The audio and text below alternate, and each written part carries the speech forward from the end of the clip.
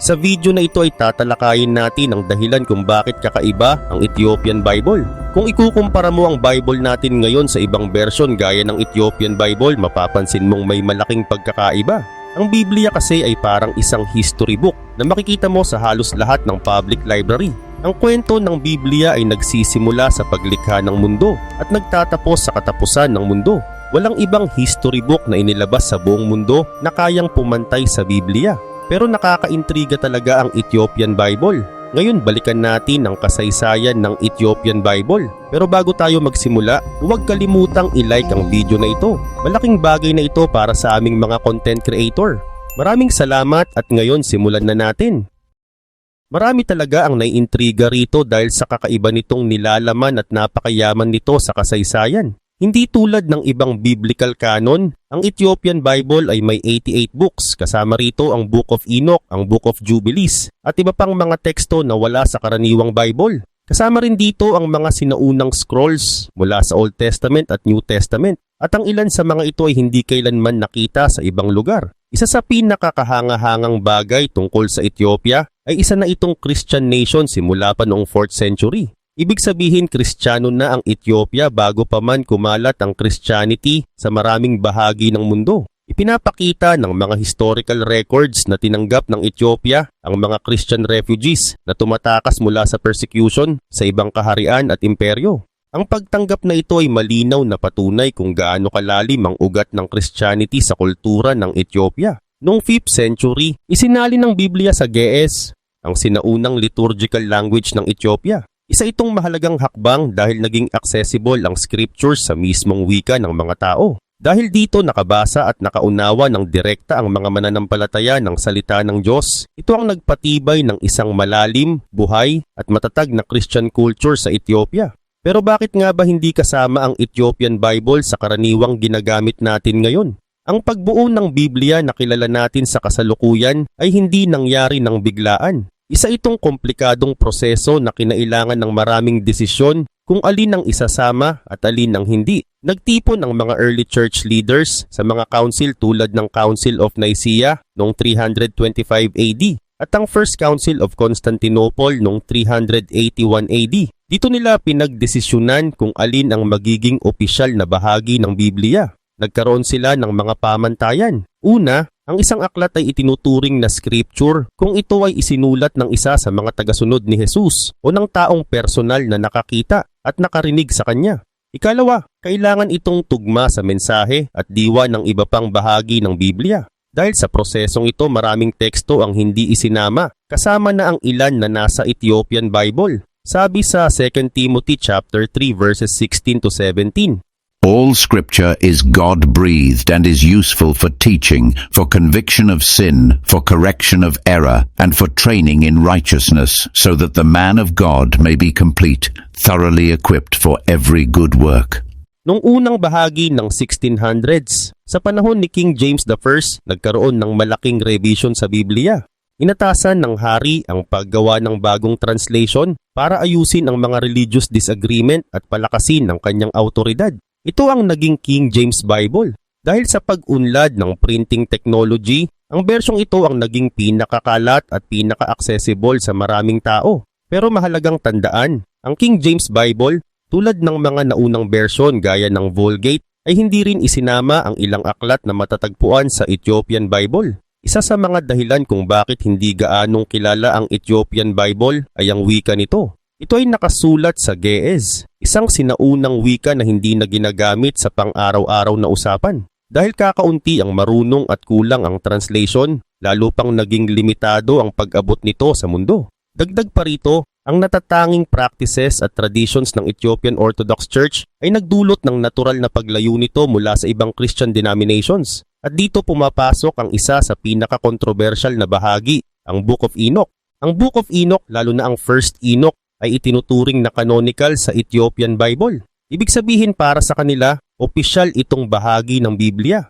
Ang aklat na ito ay punong-puno ng mga kwento tungkol sa mga anghel, mga demonyo, at kung paano nagsimula ang kasalanan sa mundo. Halimbawa, sa First Enoch may detalyadong salaysay tungkol sa pagbagsak ng mga anghel at kung paano sila nakipag-ugnayan sa sangkatauhan. Pero mahalagang linawin ang isang bagay. Ang Book of Enoch ay kabilang sa tinatawag na pseudepigraphal works. Ibig sabihin mga aklat ito na inaangking isinulat ng isang kilalang tao sa Biblia pero walang sapat na ebidensya na siya nga ang tunay na may akda. May mga aklat na nagsasabing isinulat daw mismo ni Enoch lalo na ang binabanggit sa verses 14 and 15. At dito nagiging interesante ang usapan. Sa Book of Jude may isang direktang quote mula sa Book of Enoch. Ang propesiyang iyon ay galing mismo sa 1 Enoch. Dahil dito may mga nagtatanong, kung si Jude ay nag-quote mula sa Book of Enoch, ibig bang sabihin na dapat kasama ito sa kanon ng Biblia? Basahin natin ang sinabi sa Jude chapter 1 verses 14 to 15. It was about these people that Enoch, the seventh generation from Adam, prophesied when he said, "Look, the Lord came with myriads of his holy ones to execute judgment upon all, and to convict all the ungodly of all the ungodly deeds they have done in an ungodly way, and of all the harsh things ungodly sinners have spoken against him." Malinaw na galing ito sa Book of Enoch, pero hindi ito automatikong patunay na ang Book of Enoch ay divinely inspired o dapat isama sa kanon ng sacred writings na tinatawag nating Biblia. Bakit? Dahil hindi lang ito ang nag-iisang pagkakataon na may binanggit ang Biblia mula sa isang aklat na hindi mismo bahagi ng Biblia. Halimbawa, kahit si Apostol Paul ay may binanggit na linya mula sa gawa ni Epimenides sa Titus chapter 1 verse 12. Pero hindi ibig sabihin noon na ang mga sinulat ni Epimenides ay dapat ituring nakapantay ng Biblia sa autoridad. Kaya mahalagang tratuhin ang Book of Enoch at ang iba pang katulad nitong aklat sa parehong paraan. Kung paano natin tinitingnan ang mga aklat na tinatawag na apocryphal. Pwede silang basahin para sa kaalaman at historical context. Pero kailangang malinaw sa isip natin na hindi sila ang opisyal at autorisadong salita ng Diyos. Ang Biblia lamang ang itinuturing na divinely inspired, isinulat sa patnubay ng Diyos mismo. Walang ibang aklat na may parehong antas ng autoridad at banal na inspirasyon kundi ang Biblia. Ngayon, sino nga ba talaga si Enoch? Nakakalito ito dahil may 4 na lalaking pinangalanang Enoch sa Biblia. May ilang translation lalo na ang New International Version na gumagamit ng pangalang Hanik habang ang iba naman ay Enoch. Sa Hebrew, ang pangalang Hanok ay isinasalin bilang Enoch. Makikita ang pangalang ito sa Genesis chapter 4 verse 17 at sa Genesis chapter 5 verse 18. May ilang translation pa na gumagamit ng ibang spelling pero iisa lang ang tinutukoy. Ito ang 4 na Enoch. Ang unang Enoch ay anak ni Cain. Ang ikalawang Enoch ay anak ni Jared. Ang ikatlong Enoch ay anak ni Midian. At ang ikaapat na Enoch ay anak ni Ruben. Sa kabila ng lahat ng ito, may mas mahalagang tanong na kailangan nating sagutin. Kaya ng Diyos na ipakita ang kanyang napakalaking kapangyarihan sa pamamagitan natin sa mga kamanghamanghang paraan. Pero ang tunay na tanong ay ito. Ako ba ay tapat at committed sa Diyos gaya ng pagiging tapat at committed niya sa akin? Ipinapakita ng Biblia ang maraming tao na ang naging tugon sa pag-ibig ng Diyos ay taos-pusong pasasalamat, matibay na debosyon at matinding sigasig para sumunod sa Kanya.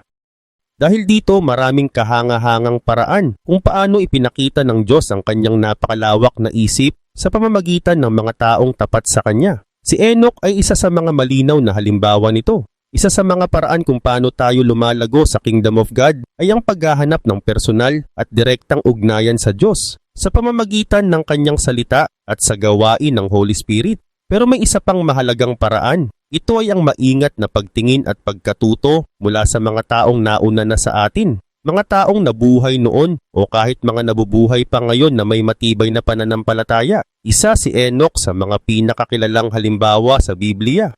Ayon sa ating biblical record, ang anak niyang si Methuselah ang naitalang pinakamatagal na nabuhay na tao. Sinasabi rin ni Jude na si Enoch ay nagpropesiya tungkol sa pagdating ng Panginoon na may dalang hatol sa mga tao sa malapit na hinaharap.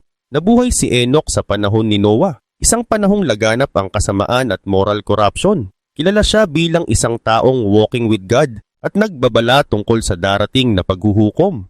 Isang propesiya ito na hindi detalyadong naitala sa Biblia. Makikita ang kwento ni Enoch sa Genesis chapter 5 verses 22 and 24. Sinasabi ng Biblia na si Enoch ay lumakad kasama ng Diyos sa panahong ang karamihan sa mga tao ay simpleng naitatala lang dahil sa kanilang kapanganakan at mga anak. Dito siya namukod tangi.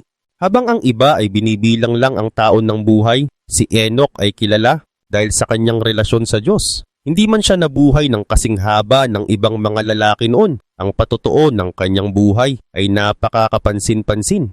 Ayon sa Biblia, malapit ang ugnayan niya sa Diyos. At nang dumating ang oras para umalis siya sa mundong ito, hindi siya dumaan sa karaniwang proseso ng kamatayan. Sa halip, kinuha lang siya ng Diyos. Maikli ang paliwanag ng Biblia pero punong-puno ng kahulugan.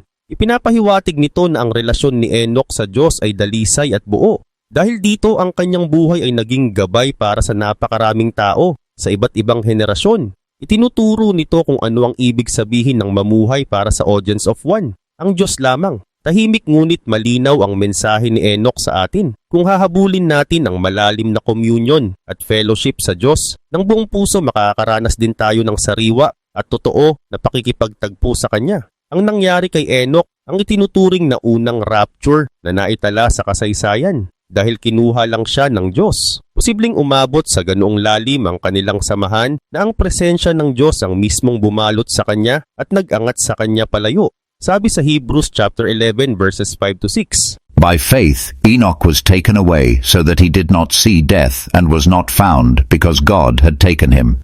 For before he was taken, he had this testimony. Binibigyang diin ng mga kwentong ito kung gaano kahalaga ang pagsunod sa batas ng Diyos at ang kapangyarihan ng divine intervention. Ang mga pangunahing tauhan sa mga salaysay na ito kahit hindi masyadong kilala ay nagpapakita ng tibay ng loob at hindi matitinag na pananampalataya. Kahit dumadaan sila sa matinding paghihirap. Bukod pa rito may iba pang mga aklat sa Ethiopian Bible. Kasama rito ang Ascension of Isaiah at ang Apocalypse of Peter. Nagbibigay ang mga aklat na ito ng mas malalim na ideya kung ano ang pinaniniwalaan ng mga unang Kristiyano, lalo na tungkol sa end times. Dahil dito mas detalyado at mas malawak ang pananaw ng Ethiopian Christians tungkol sa pananampalataya. Ang pagsasama-sama ng mga aklat tulad ng Jubilees at Enoch ang dahilan kung bakit naiiba ang Ethiopian collection ng mga banal na teksto kumpara sa iba. Ang mga aklat na ito ay nagsasalita tungkol sa universo, mga anghel, at kung ano ang mangyayari sa katapusan ng mundo. Nagbibigay sila ng kakaibang pagtingin sa spiritual world at sa kung ano ang nangyayari sa mga kaluluwa. Ngayon, bakit mahalaga ang mga aklat na ito at ano ang ibig sabihin nila para sa atin? Kung ikukumpara natin ang kanon ng Ethiopian Bible sa iba pang Christian canons, kitang-kita ang kaibahan. Tignan natin ang Catholic canon. Ang Catholic Bible ay may 73 books. Mas marami ito kumpara sa Protestant Bible dahil kasama rito ang mga tinatawag na deuterocanonical books. Nagbibigay ang mga aklat na ito ng mahalagang kaalaman sa kasaysayan at pananampalataya. Pero kahit ang Catholic Bible, wala pa rin ang mga espesyal na aklat na makikita sa Ethiopian Bible. Ang salitang Apocrypha ay galing sa Greek na ang ibig sabihin ay hidden books. Ito ay mga Jewish writings mula sa panahon ng Second Temple. Humigit kumulang mula 13th century BC hanggang 3rd century BC na hindi isinama sa Jewish canon. Samantala, ang Gospels ni na Matthew, Mark, Luke at John ay tinatawag na canonical Gospels. Tinanggap sila ng early church bilang tumpak, may autoridad at inspired na tala ng buhay at mga turo ni Jesus.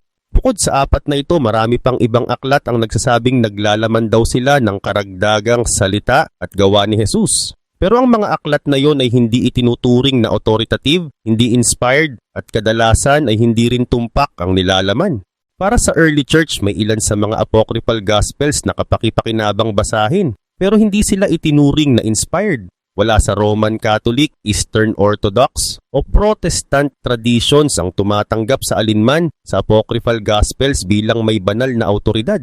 May ilan pang apocryphal gospels na tuluyan nang nawala sa kasaysayan pero binabanggit sa ibang early Christian writings. Itinuturing silang makakatulong sa kaalaman pero hindi inspired. Noong 1947, nadiskubre ang Dead Sea Scrolls at muling nabuhay ang interes ng mga scholar sa Apocrypha at Pseudepigrapha. Kasama sa mga scrolls na ito ang mahigit 700 na sinaunang Jewish manuscripts na karamihan ay naisulat sa Hebrew, Aramaic at Greek. Napakahalaga ng mga scrolls na ito dahil tumulong silang itama ang petsa ng mga sinaunang aklat at ipaliwanag ang konteksto ng mga ito. Kabilang sa Dead Sea Scrolls, ang mga bahagi ng Book of Enoch, Jubilees at iba pang pseudepigraphal texts. Pinatutunayan ng mga tuklas na ito ang sinaunang pinagmulan at kahalagahan ng mga aklat na ito. Nagbibigay sila ng malinaw na larawan ng relihiyosong buhay noong panahon ng Second Temple. Ang pag-aaral ng Apokripa at Pseudepigrapha ay mahalaga para maunawaan kung paano nabuo ang Judaism at Christianity. Ang Ethiopian Bible, dahil kasama nito ang Apokripa at Pseudepigrapha, ay nagbibigay ng mas malawak na pananaw sa mga sinaunang relihiyosong teksto. Mga aklat na mahalaga sa kasaysayan pero hindi itinuturing na divinely inspired na salita ng Diyos. Ang mga sulatin na ito, kahit hindi kasama sa mainstream biblical canon, ay napakahalaga pa rin. Mahalaga sila para sa history, theology, at culture. Ang Biblia ay hindi lang isang aklat ng aral. Isa rin itong koleksyon ng mga kwento na hinabi mula sa iba't ibang lupain, kultura, at mga tao. Madalas nakakalimutan, pero malinaw sa Biblia ang presensya ng mga African people at ang malaking papel nila sa kwento ng pananampalataya. Abraham sa Egypt, maraming henerasyon ang lumipas mula kina Adam at Eve sa Eden. Isa sa kanilang mga inapo ay si Abraham, isang lalaking may matibay na pananampalataya.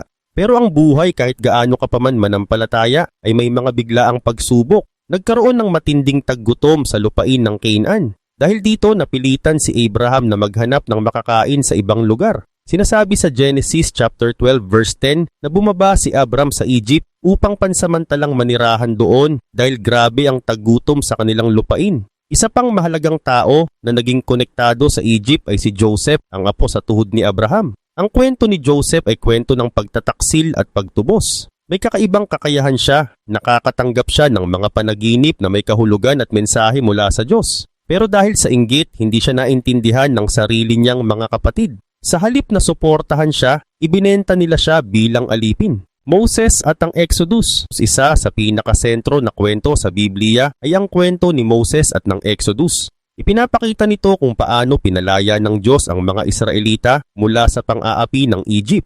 Ito rin ang kwento ng kanilang paglalakbay patungo sa Promised Land. Dahil ang Egypt ay matatagpuan sa Africa, nagbibigay ito ng malinaw na larawan kung paano inilalarawan ang mga African people sa Biblia. Sa buong Biblia, paulit-ulit na binabanggit ang lupain ng Ethiopia na tinatawag ding Cush. Ang mga tao roon ay kilala bilang Cushites. Ipinapakita nito na mahalaga ang sinaunang sibilisasyong ito sa kasaysayan ng Biblia. Ang reyna ng Sheba at si Solomon pagkatapos mamatay si King David, si Solomon ang naging hari ng Israel. Sa panahong iyon may mga Israelitang nag-aalay sa high places. Isang paganong gawain na natutunan nila mula sa mga Canaanite at labag ito sa Mosaic Law.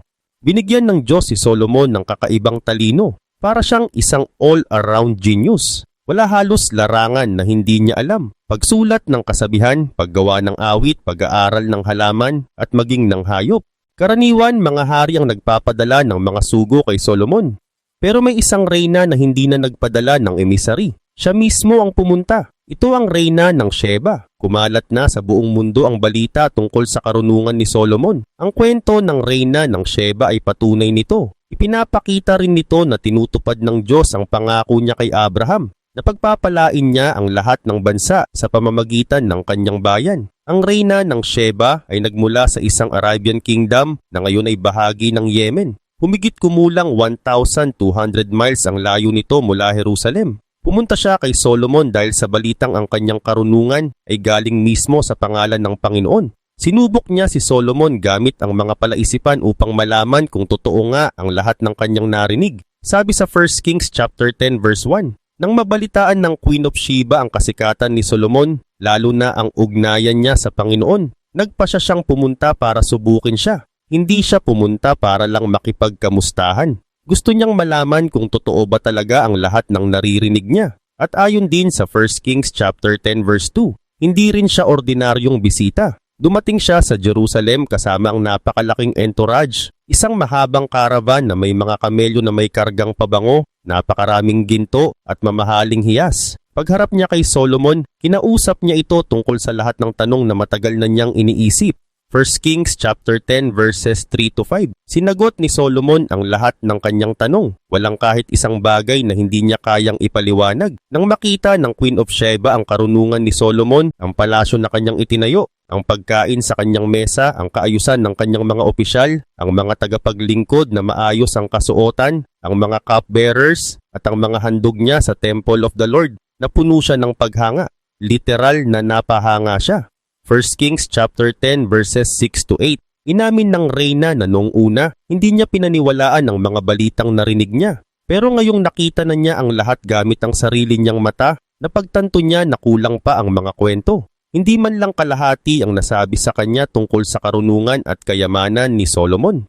Sinabi rin niya kung gaano kaswerte ang mga tao ni Solomon, lalo na ang mga opisyal na araw-araw nakakarinig ng kanyang karunungan.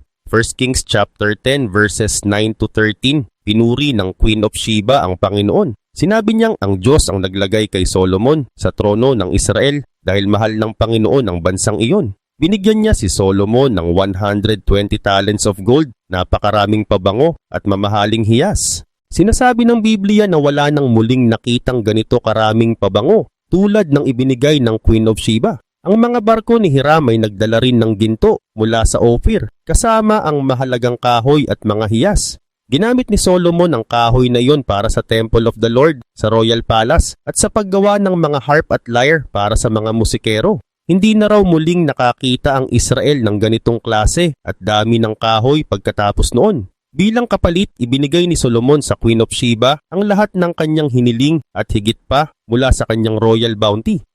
Pagkatapos nito, umalis ang reyna at bumalik sa kanyang bansa kasama ang kanyang mga kasama. Isang mahalaga at simpleng aral, may isang napaka-importanting ugali ang Queen of Sheba na dapat nating tandaan. Hindi siya basta naniniwala sa reputasyon lang. Hindi sapat sa kanya ang sabi-sabi. Gusto niyang makita mismo ang resulta. Isa pa, hindi niya agad ibinigay ang kanyang mga regalo. Hindi siya nag-alok ng mas malapit na ugnayan kay Solomon hanggat hindi siya sigurado na karapat-dapat ito. Binanggit ni Jesus ang Queen of Sheba kalaunan. Binanggit mismo ni Jesus ang Queen of Sheba. Tinawag siyang Queen of the South. Ginamit siya ni Jesus bilang halimbawa laban sa mga scribes at Pharisees. Matthew chapter 12 verse 42. Sinabi ni Jesus na ang Queen of the South ay babangon sa araw ng paghuhukom at huhusga sa henerasyong iyon. Bakit? Dahil naglakbay siya ng napakalayo para lang marinig ang karunungan ni Solomon. At ayon kay Jesus, may mas dakila pa kaysa kay Solomon na naroon na noon, habang ang Son of God ay mas higit pa kay Solomon sa karunungan at kaluwalhatian. Ang mga lider relihiyoso ng mga Hudyo noon ay tumawa lang at binaliwala siya. Ayon kay Jesus, sa huling paghuhukom, ang Queen of Sheba ay tatayo at ituturo sila bilang patunay ng kanilang pagkakamali. Wala na silang maidadahilan dahil tinanggihan nila ang Mesaya kahit mas malinaw na ang katotohanan kaysa noong panahon ni Solomon. Ethiopia sa New Testament. Sa New Testament, makikita pa rin ang impluwensya ng Ethiopia. May isang Ethiopian eunuch, isang mataas na opisyal na namamahala sa treasury ng reyna ng Ethiopia. Isa siyang maagang Kristiyanong nagbalik loob. Philip at ang Ethiopian eunuch si Philip, isang maagang Christian evangelist, ay inutusan ng isang anghel na maglakbay sa daan mula Jerusalem papuntang Gaza. Sa daan nakasalubong niya ang Ethiopian eunuch na nagbabasa ng malakas mula sa Book of Isaiah. Nalilito ang eunuch sa kanyang binabasa. Lumapit si Philip at tinanong siya kung naiintindihan niya ang teksto. Sumagot ang eunuch, How can I unless someone explains it to me? Acts chapter 8 verse 31. Ipinaliwanag ni Philip na ang talatang iyon ay tumutukoy kay Jesus. Habang sila'y naglalakbay, nakakita sila ng tubig. Sinabi ng eunuch, Look, here is water. What can stand in the way of my being baptized? Acts chapter 8 verse 36. Bininyagan siya ni Philip.